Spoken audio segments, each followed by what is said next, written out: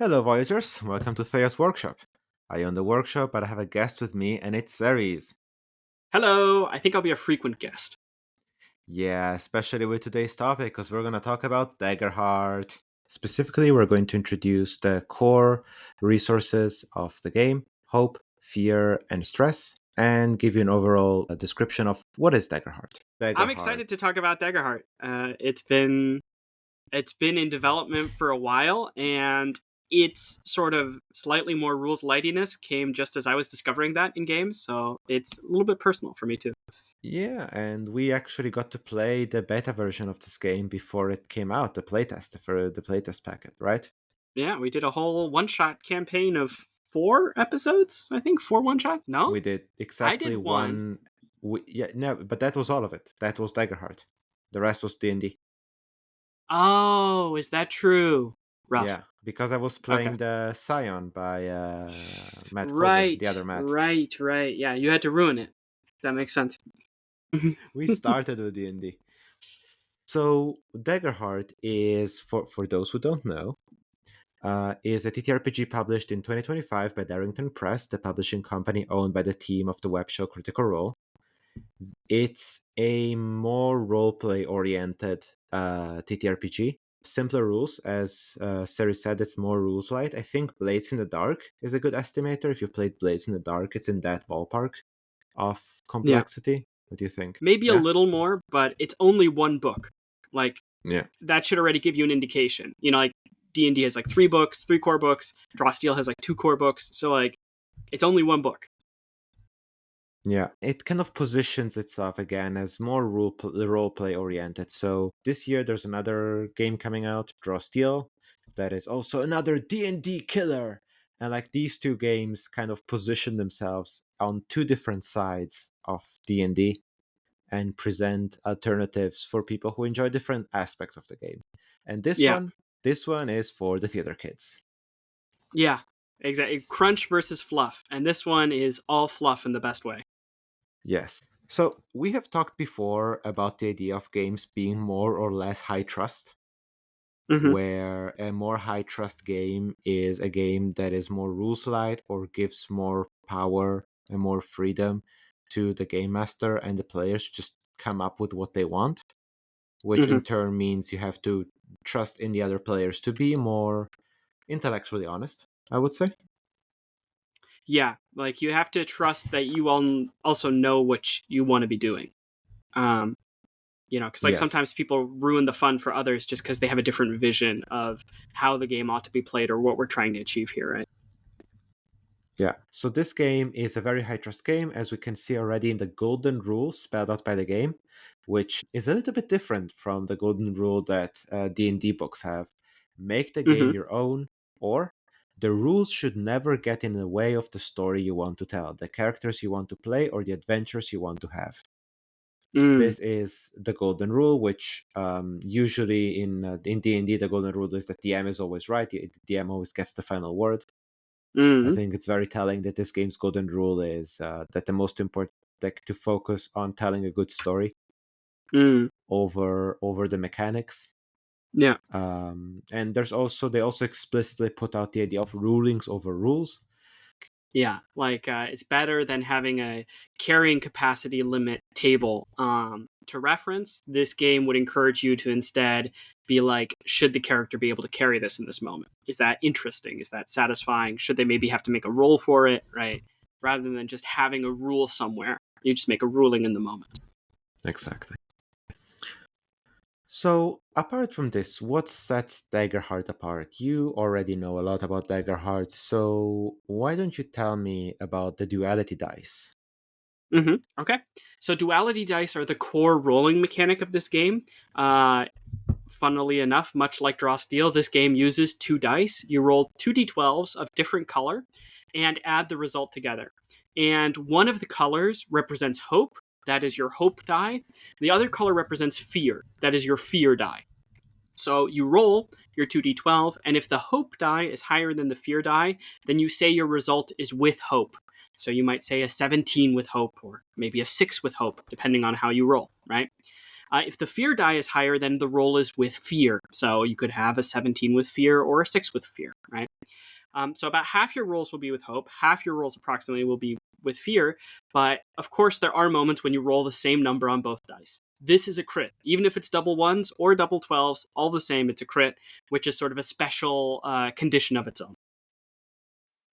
Yeah, and the interesting thing about the duality die is that you create this kind of Punnett square of results where you have success with hope, success with fear, failure with hope, and failure with fear. And so it creates And then more just to like it fuck kind with the of, square, you have a crit as well. and then you have the crit.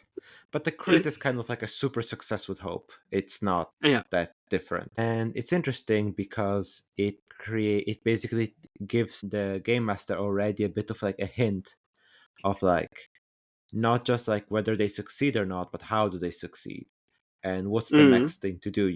If it's a success with hope, then like you probably should give them the win, and like not undermine it immediately, maybe give them a little boost about it. But if it's a success with fear, then you get to a little bit undermine it or like introduce a complication. Yeah. And in a way, this I'm going to talk about this more, but like this mechanic already kind of gives a mechanical legitimization for the DM to screw with the players a little bit. Where it's like, yeah, you open the door, but now that you successfully open the door is part of this old building, and by opening the door, the frame above the door collapses, and you need to dodge out of the way, or you'll be hit by a brick. I think you also feel the narrative roots of the game in this structure. Often, a pure success or a pure failure are some of the least interesting outcomes of a situation. There's a lot more texture here in terms of outcomes. It's not just beat the DC or fail the DC. You have like a lot more of that middle ground that you get to explore, right? Those kind of complications add texture to the narrative and can become recurring elements, right? From an improvisational standpoint, I noticed this a lot when I played, for example, the game Blades in the Dark, that the consequences that you make up in the moment actually become relevant elements of the story Yeah. that keep coming back. Like Hmm. if you roll a success with fear, and we establish that you climb to the top, but your rope is a little frayed, that's a lovely little element to bring back later again. Yeah, absolutely, absolutely. And I have more on this later, Sue. Let's put a pin in that, Hmm. because I want to talk about fear. Okay. So fear is a resource that the GM can spend to advance the plot, specifically in ways that is antagonistic to the players. For example, the game master can use it to raise the stakes by letting something unexpected or random but is negative happen, or let an adversary use a powerful feature, or just adding an unforeseen consequence to make an outcome even worse than it would have been. And to me, this we already talked about it or a little bit, but this is almost like a mechanical legitimization for GM bullshit, right? Yeah, and I think that's actually quite helpful because sometimes, as a DM, to really challenge your party, you need to come up with complications on the fly because it's 4v1. And even though you imagined this scenario intricately, the four players did something you didn't expect, right? And they're just going to be a little faster, a little bit more on their feet at times. It helps to have a mechanical legitimization to be like, no, I know I didn't plan for this scenario, but my villain would have planned for this scenario. So I will use this fear now to raise the stakes, keep things in balance. I think it's actually a quite helpful tool. Yeah, and it really feels like, so what you said earlier, that this feels like it's developed by like professional storytellers Mm, who know that like straight up successes or straight up failures are not as interesting. I think that this very much comes from that idea of like storytellers, professional ones like the Critical Role cast, know that like it's more interesting if their players fuck up every once in a while, yeah. and they are willing to fuck up almost on purpose, or set themselves up for failure sometimes to tell a better, more entertaining story. But I also know that we, the players, are not professionally trained storytellers. We are little shithead power gamers who want to win the game, and so they created here. At least that's my interpretation. They created mechanics that facilitate that kind of storytelling and give it a mechanical legitimization where you don't have to choose between playing your character to the best and telling an interesting story, because even if you play your character to the best, sometimes you just roll with fear, and then the DM gets to screw you over, and that's okay. Yeah, and not even necessarily to a major amount, right? Fear just adds that little bit of texture to something, Yeah, right? There's a little bit of yin in this yang. I wanted to exactly. say, I think hope and fear really demonstrate where the game is coming from, right? They're meta currencies. They don't exist in the sort of verisimilitude of the setting. They are meta currencies that add shading or light to the story, right? Either a fearful light or a hopeful light. And it speaks a lot that the two main meta currencies of the games are named after emotions, right? They help you balance the emotional tenor of the game, and that to me clearly indicates that the purpose of this game is to develop stories that produce an emotional reaction, because that element is integrated into the very core mechanics of the game. Like hope and fear are incredibly important to how this game functions. The game doesn't function at all if you just ignore fear. You can't play this game and not care about hope. If you don't like meta currencies, this game is not for you. Absolutely. As I already said, fear is basically like a currency used by the GM to make the world feel more dangerous and add complications. Hope, instead, is what powers the player's heroic abilities. And mainly, it is spent to help each other. So for players to give each other little bonuses when they roll, like advantage, activating powerful abilities, as said before, abilities that require you to spend hope, and to get bonuses on character specific skills. So kind of like proficiencies in D&D for reference. If your character has experience with piloting spaceships, then they can spend a hope to use that when they're trying to pilot a spaceship to be better at it.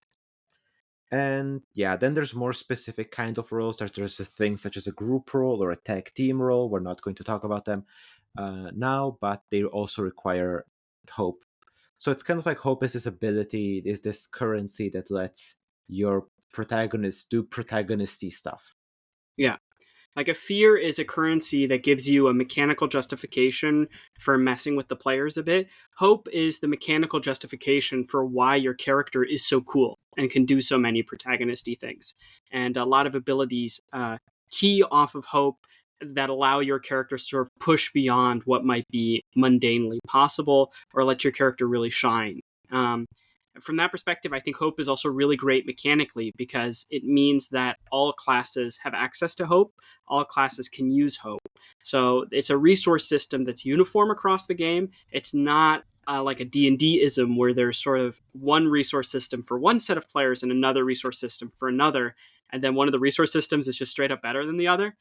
In this game, everybody gets to use hope. I think that also has like mechanical upsides as well. Yeah. Another thing that is different from D&D but is similar to Draw Steel is that hope is a feature that keeps refilling up. And much like fear, it fills up the more characters do things.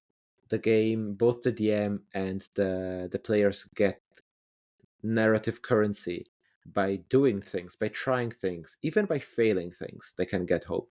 Yeah. Failure with hope is great, right? Yeah, and that means that you can kind of like build up to having a lot of hope instead of starting with all your spell slots. Yeah. You start with very little, but you build them up by doing stuff, by being heroic, and then you can spend them to deliver your cool abilities. So that is A- something that it has in common with Rostil, which we've talked about on our podcast, A Friendly Orbit. Yeah.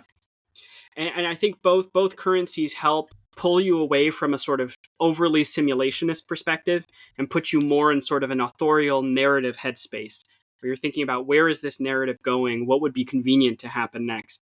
Hope and fear help you realize that and help you not to overly focus on just the sort of raw suspension of disbelief aspect of storytelling where it's like, well, that can't happen because we didn't establish that, right? Yeah, that's it for hope. And finally, I want to talk a little bit about like stress. We'll talk about exactly about how HP and health get used in another episode.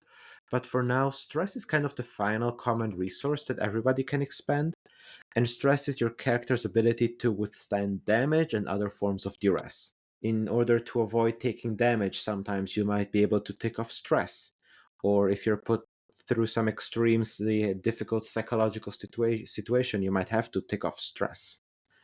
And stress is this also kind of narrative resource because it doesn't really mean physical or mental damage. It's not meat points. It's narratively kind of like how much has your character endured so far? How much of a narrative beatdown have they gotten? Yeah, stress is interesting to me. I slightly disagree with you because I'm not sure that it's just a narrative resource. It does have this physical element to it. And there's like these features you can use and they just give you a stress. And that's interesting to me because that feels much more reminiscent to like the sort of Blades in the Dark or like other games approach to sort of where having a metric to be able to wear down a character by that isn't immediately injury and death. It seems like at least at minimum a very convenient sort of thing to give a player as a consequence when they have like a mixed success scenario, right? Like games that have mixed successes where you have like a success but with a consequence, like in this game, success with fear. They need consequences that are easy to make up on the fly and give to players. And stress is a really easy one, right? Hmm. Okay, you succeed, but you get a stress. Yeah, yeah, I can see that. I mean, it definitely has more physicality than hope and fear. Yeah, Um, but like what I meant is, you can lose all your stress due to psychological stress factors. yeah. It doesn't have to be that you get battered or roll down a mountain. It's interesting because Daggerheart, and this is something we will commonly see in Daggerheart, that the game design is not always like symmetrical and holistically like Coherent. coherent. Exactly. Stress to me is kind of the odd one out, but it's in here and it kind of works, and I love that for Daggerheart. Yeah. We'll talk about it more when we talk about HP and armor. The system is interesting in what it does well and where it might be overcomplicating things. But I also agree that in general, stress is a good thing. Feels intuitive and feels correct. Also, one important thing: once everybody has the same pool of stress, at least in the beginning. So a mage and a warrior start at level 1 with the same level of stress. Yeah. And when you've taken out all of your stress, then you start taking hit points off every time you have to mark stress. Yeah, So stress is again another great mechanic that unifies classes. Everyone's yeah, working with the same three resources, you know. Well, I guess the same two resources: hope and stress. Mainly, fear is for the DM or yeah, GM. yeah. Ooh. Okay, I think that's it for today. I wanted to cover the basics and the core resources so that people know what we mean when we talk about hope or stress later. Wow, these really are short. These are short. I told you. Well then, we hope you enjoyed sitting down with us today. If you enjoyed the discussion, let us know in the comments, and if you didn't, let us know in the comments. If you want to see us do some longer, more freeform discussion, you can also check out our weekly podcast, A Friendly Orbit. It's on YouTube and Spotify and Apple Podcasts. All right, Ceres and listeners, thanks for coming over to the workshop. I'll see you back here when inspiration strikes again.